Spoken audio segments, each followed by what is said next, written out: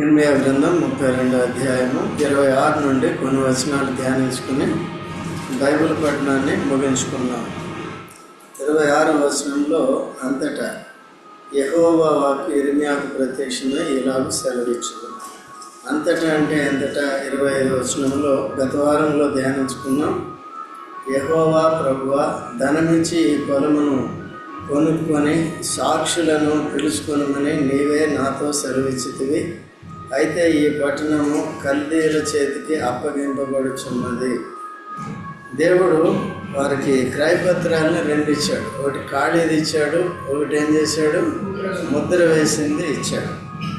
అయితే మొట్టమొదటిగా ఖాళీ అవుతుంది, రెండోది ఏమవుతుందంటే తర్వాత వచ్చి ఏమవుతారు, మళ్ళీ క్రయ విక్రయాలు చేసుకుంటారు. అంటే మిమ్మల్ని తీసుకొస్తాను. మొట్టమొదటిగా చెరకు అప్పగిస్తాను, మీరు మారుమనసు పొందిన తర్వాత, మీరు పాఠం నేర్చుకున్న తర్వాత అప్పుడు తిరిగి మిమ్మల్ని ఏం చేస్తాను, నేను తీసుకుని వస్తాను.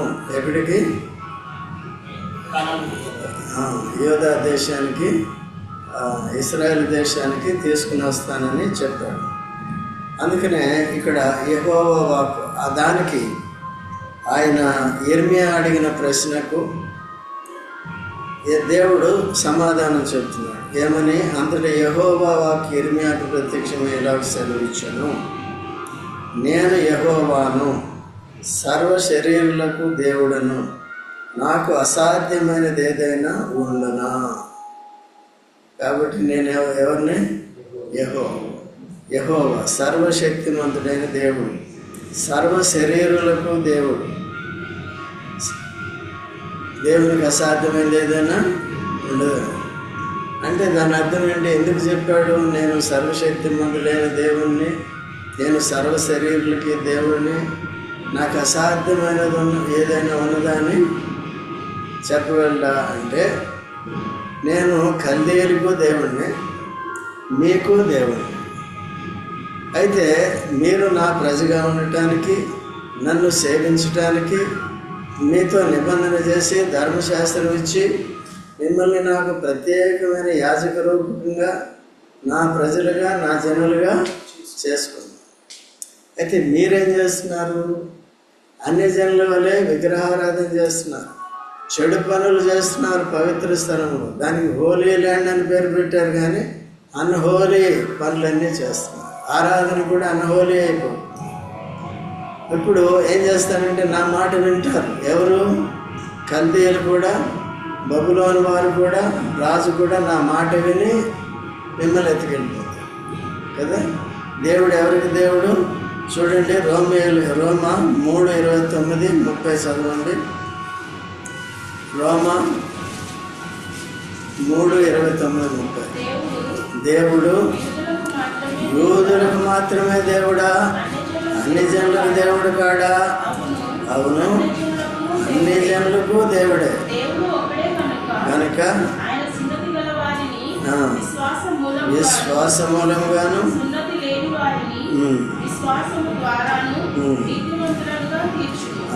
కొత్త నిబంధన దగ్గరికి వచ్చేటప్పటికి యూదుడని లేదు, గ్రీసు దేశస్థుడని లేదు. లేఖనం ఏం చేసిందంటే అందరినీ పాపములో బంధించింది కదా. గలతీ చూడండి 3:22. గలతీ 3:22. గలతీ 3:22.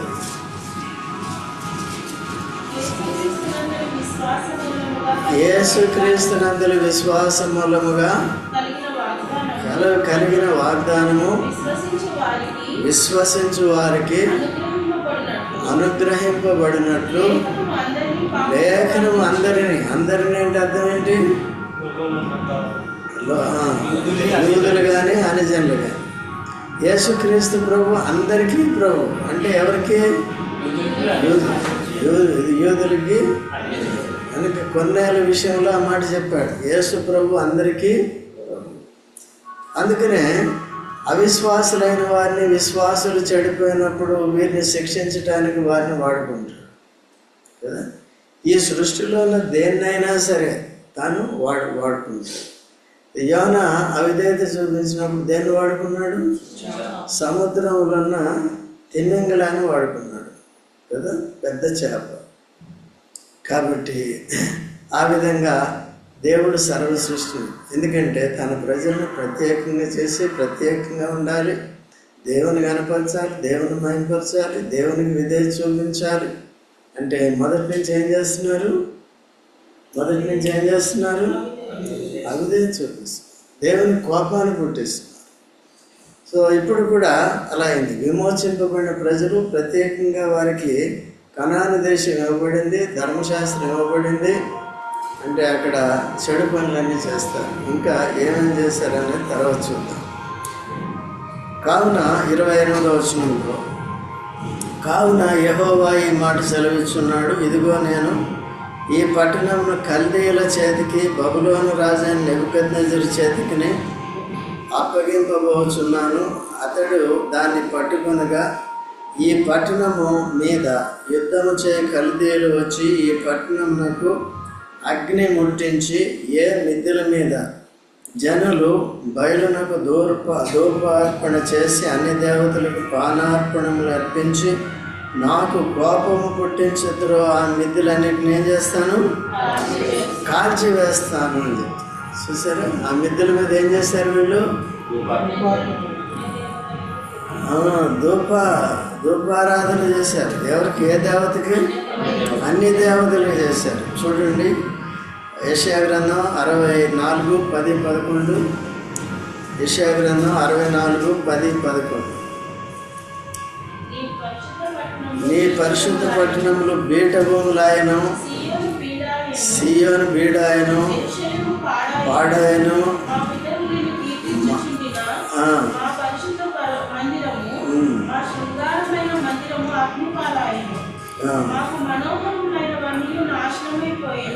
ఏమైపోయినాయి అండి? ఎందుకు అయిపోయినాయి? వాళ్ళు ఏం చేశారు? మిద్దెల మీద అన్య దేవతలకి. 2వ రాజులు 25:9 చూడండి. యెహోవా మందిరమును, రాజనగరును, యెరూషలేమునందున్న ఇండ్లన్నీ, గొప్పవారి ఇండ్లన్నిటినీ అగ్ని చేత కాల్పించింది. చూడండి, 2వ రాజులు 25:9. 2వ రాజులు, యెహోవా మందిరమును, రాజనగరును, యెరూషలేమునందున్న ఇండ్లన్నిటినీ, గొప్పవారి ఇండ్లన్నిటినీ. ఎందుకంటే వారు అన్ని దేవతలకి ఆ గృహాల మీద పానార్పణ చేశారు. రాజులు అందరూ కూడా వారి ఇళ్ళన్నీ ఏమైపోయినాయి? దేవుని కోపం అంతగా ఉంటుంది. దేవుడు రోషం కలిగిన దేవుడు అని ముందే చెప్పాడు కదా, ధర్మశాస్త్రంలో మొదటి ఆజ్ఞలోనే చెప్పాడు కదా. అట్లా నేర్పడు. ఓకే, మనం కూడా అవిశ్వాసులుగా ఉన్నప్పుడు అన్ని జనులని, అన్ని దేవతల్ని, అన్ని జనులుగా ఉండే అన్ని దేవతలను పూజించే సమయంలో మీరే ఇశ్రాయేలీలే అందుకు అలా చేసినప్పుడు అంత కోపం వచ్చిందంటే దేవునికి, మన ఏడులో ఎంత కోపం ఉండాలి? మనల్ని కూడా ఏం చేయాలి? అందుకనే నరకానికే పంపాలి. అయితే దేవుడు కరుణా సంపన్నుడై ఉండి ఏం చేశాడు? యేసుక్రీస్తు ప్రభు తన ప్రాణం సిలువలో అర్పించడం ద్వారా, మరణాన్ని జయించడం ద్వారా ఏమైంది? విశ్వాసం ద్వారా కృప చేత మనల్ని రక్షించాడు. ఒకవేళ యేసు ప్రభువుని అంగీకరించలేదనుకో ఏం చేస్తాం? ఏమవుతుంది? బతికిన జీవితం అంతా అవిశ్వాసులుగా ఉండి, అన్యజనులుగా ఉండి ఆ దేవుని కోపం ఇంకా రేపుతూ ఏం చేస్తాం? అన్ని దేవతలకి కదండి.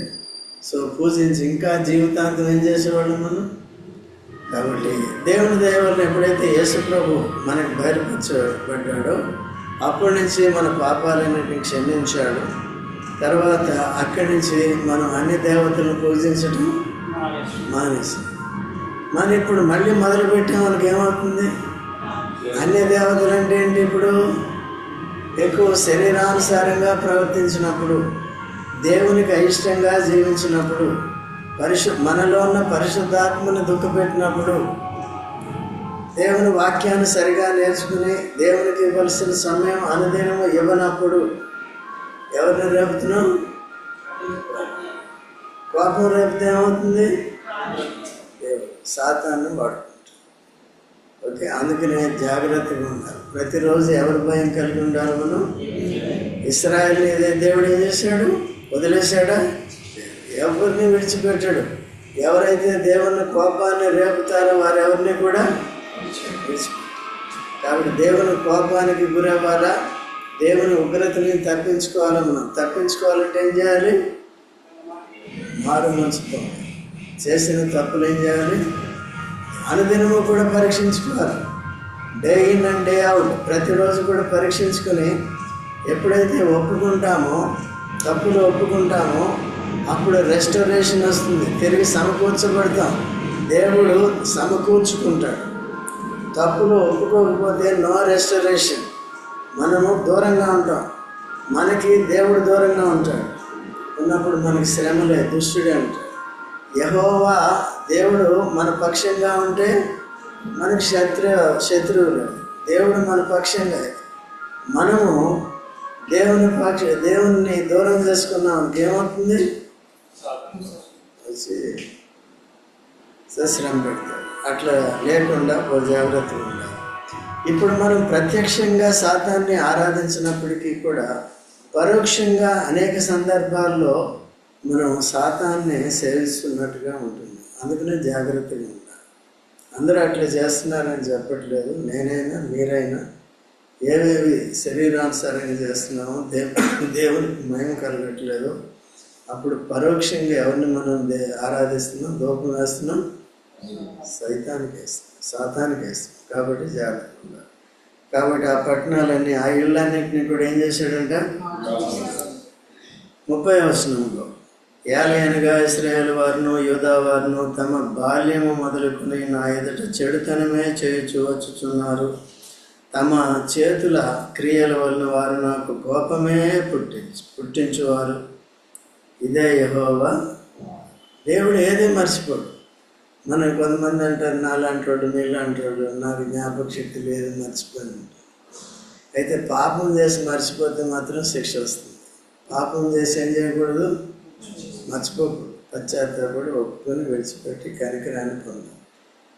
అయితే దేవుడు ప్రతిదాన్ని కూడా గుర్తుపెట్టుకుంటాడు. అందుకనే దావీదు కీర్తనలో మీరు చూసినప్పుడు ఒక్కొక్క కీర్తనలో ఒక్కొక్క ఎటువంటి బాల్యవు పాపములని, లేకపోతే ఇంకో పాపమని, ఇంకొక పాపమని నానా రీతిలుగా ఒక్కొక్క కీర్తనలో ఒక్కొక్కలాగా రాస్తూ ఉంటారు.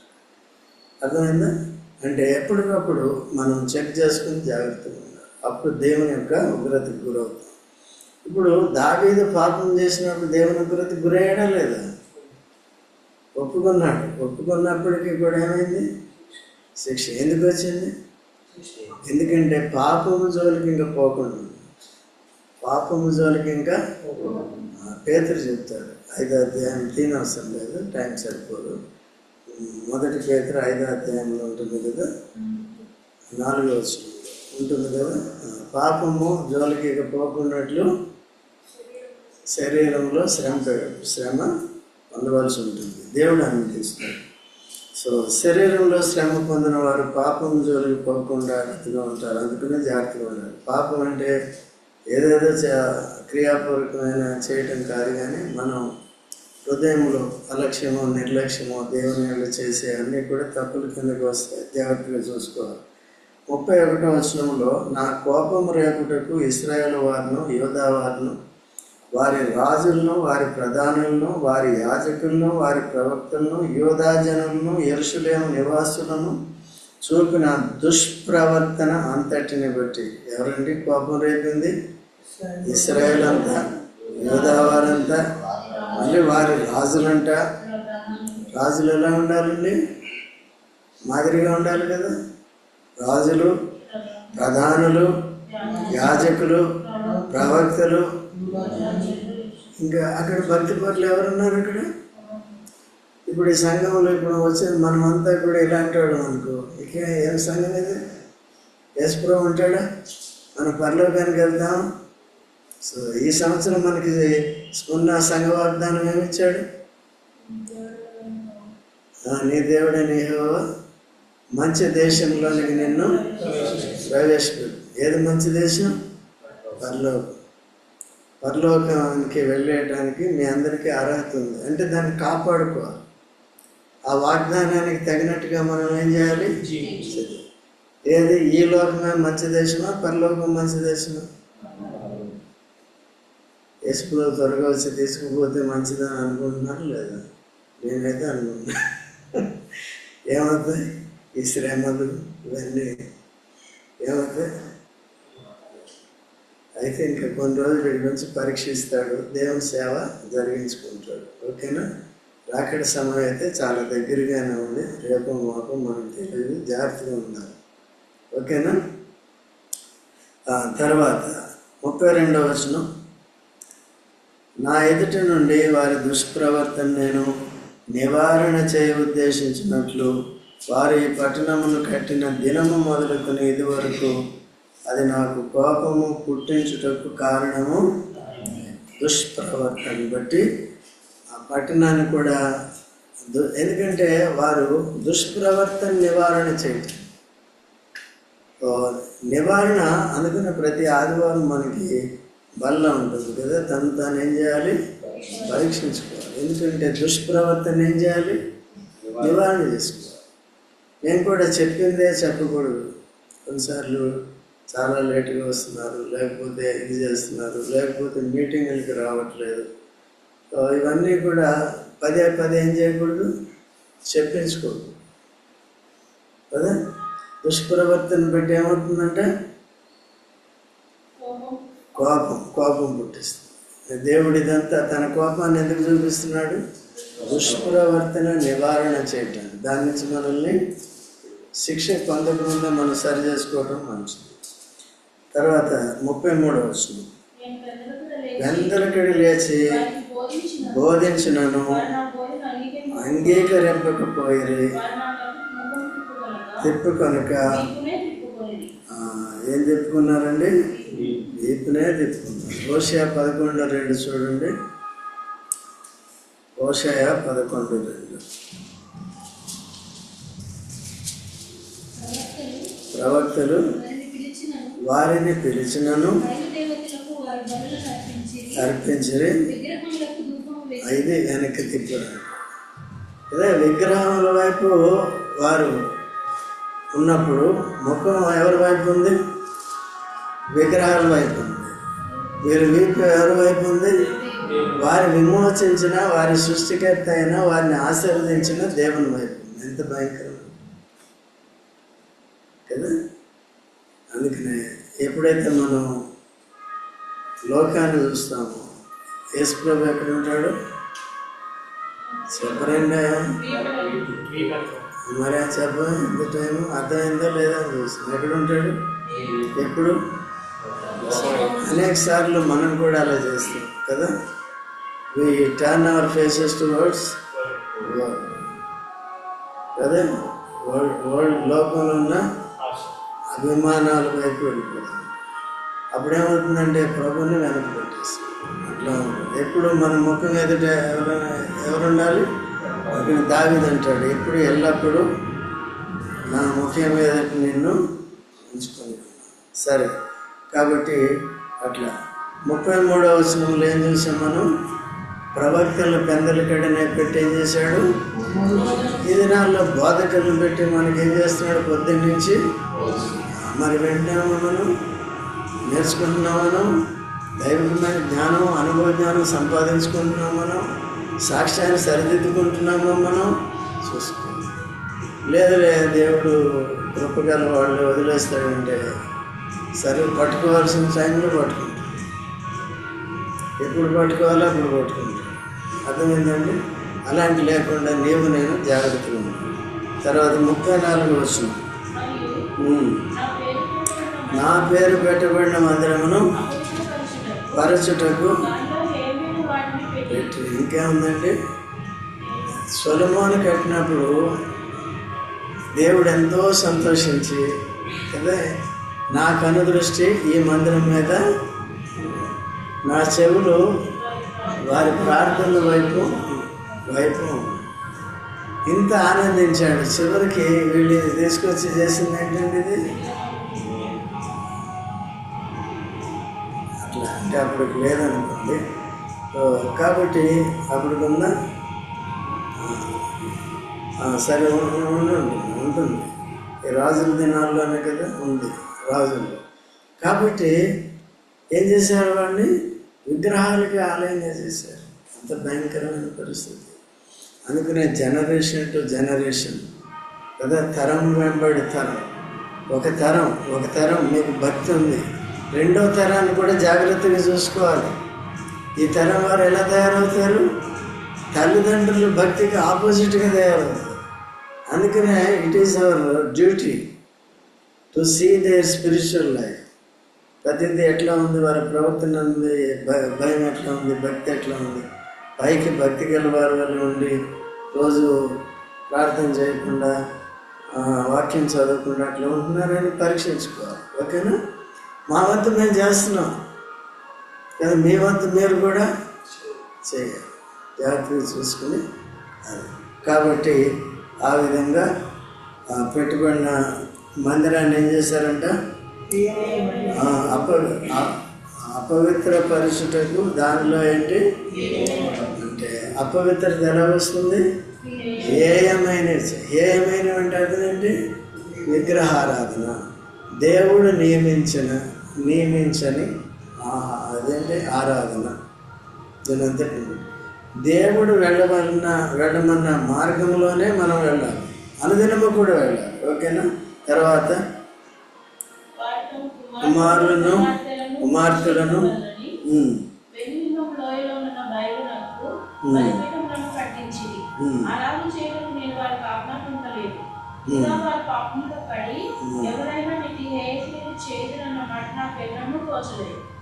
చూసారు? వారు తమ కుమార్తెలను ప్రతిష్ఠింపవలనని హిన్నోము లోయలో ఉన్న బయలునకు ఏం చేశారు? బయలు బలిపీఠం ఎక్కడ ఉందంటే హిన్నోములో ఉందంట. చూడండి. కాబట్టి మొదటి రాజులు 11:33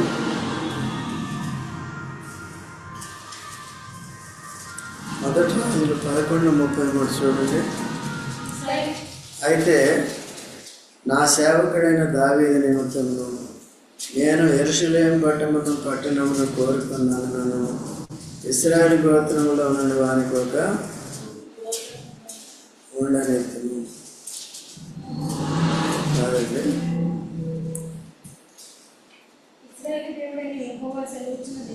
ఏమనగా విడిచిపెట్టి దేవతను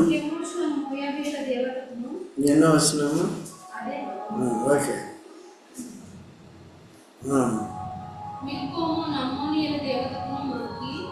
సొలొమోను తండ్రి అయిన దావీదు చేసినట్లు నా దృష్టికి యోగ్యమైన దాన్ని చేయకయు, నా కట్టడలను నా విధులను అనుసరింపకయు, నేను ఏర్పరిచిన మార్గంలో నడవకయు ఉన్నారు గనుక సొలొమోను చేతిలో నుండి రాజ్యమును కొట్టివేసి అది గోత్రములను నీకు ఇచ్చేది.